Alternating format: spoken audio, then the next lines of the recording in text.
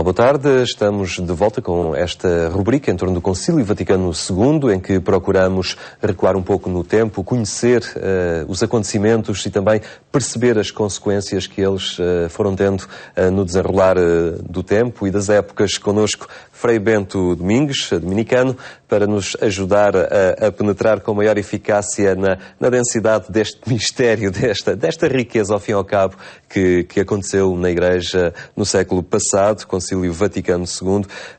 Frei Bento é dominicano, pertence a uma congregação religiosa, houve um decreto, Perfecta Caritatis, que se dirigia especificamente também aos consagrados, que falou da renovação da vida religiosa.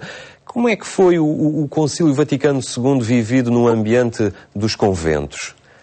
Repare que não foi da mesma maneira em todos os países, nem em todas as congregações religiosas.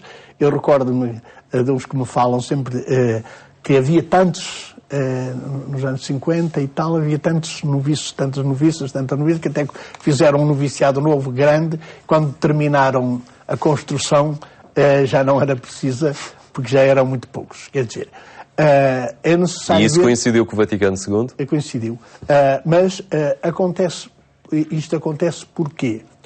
Porque, a nível ideológico, e eu diria teológico, eclesiológico, houve uma transformação da maneira de entender a Igreja. Até hoje um movimento internacional que tem um nome que é a expressão exata do que aconteceu na Constituição sobre a Igreja. Nós somos Igreja. Todos nós somos Igreja, todos nós caminhamos para a perfeição da caridade, todos nós, ou devemos, não é? E então o problema de religiosos ou não religiosos, o que era um privilégio para o céu da vida religiosa, mas agora também isto é o que são chamados todos os cristãos. Isto começa a levantar problemas. Então estou aqui porque é isto, porque é aquilo. Depois também a renovação, os documentos sobre a renovação da vida religiosa, foi muito importante.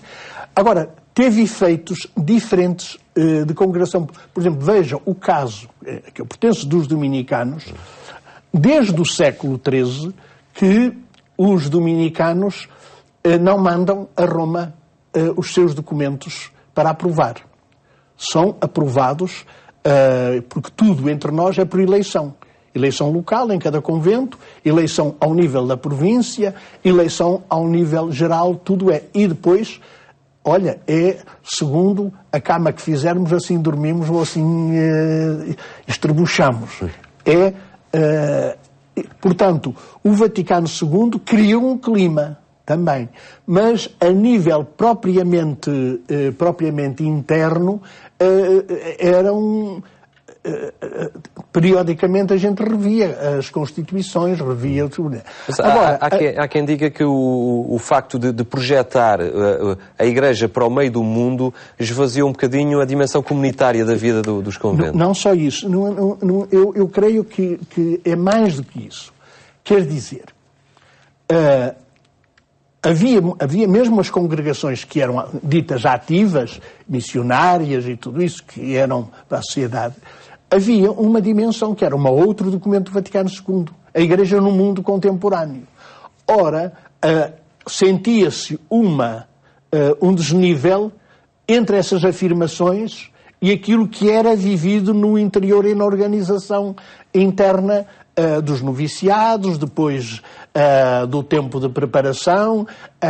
Eu senti isso até num Instituto Superior de Estudos Teológicos, em que havia muitos religiosos, depois também houve do clero diocesano, mas sentia-se que aquela abertura teológica toda não coincidia com as orientações que eram dadas. E então, o problema logo do hábito religioso Havia congregações que conservaram. Outras diziam que aquilo era um atraso de vida, que hoje não se veste, as pessoas não se vestem assim, tudo isso.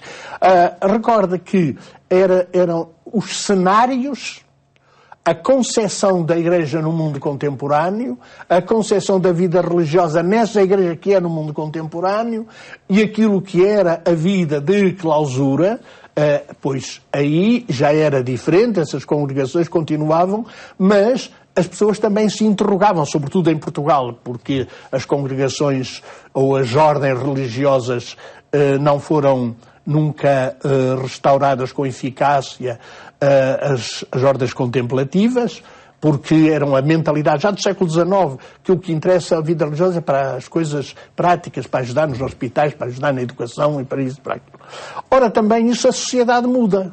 A sociedade já começa a ter os seus enfermeiros, não precisa das religiosas, começa a ter os seus professores, não precisa que sejam religiosos professores, já tem nos hospitais também formas de atuar em todas aquilo que era o emprego dos religiosos e que lhes dava, com o hábito, tudo, uma certa marca.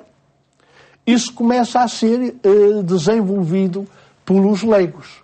E isso, progressivamente, há uma mudança na sociedade. E, a meu ver, foi a dificuldade toda. Eu penso assim, o não se ver a correlação entre o que acontece, as mudanças na sociedade, as mudanças da cultura na sociedade, onde crescem os jovens religiosos e as jovens religiosas, e os seminaristas, tudo, crescem num mundo, e o mundo depois que lhes fabricam no interior dos conventos, no interior dos seminários, não está de acordo com essas mudanças. Então dizem sempre, mas nós não somos para nos identificarmos com o mundo, mas para o evangelizar.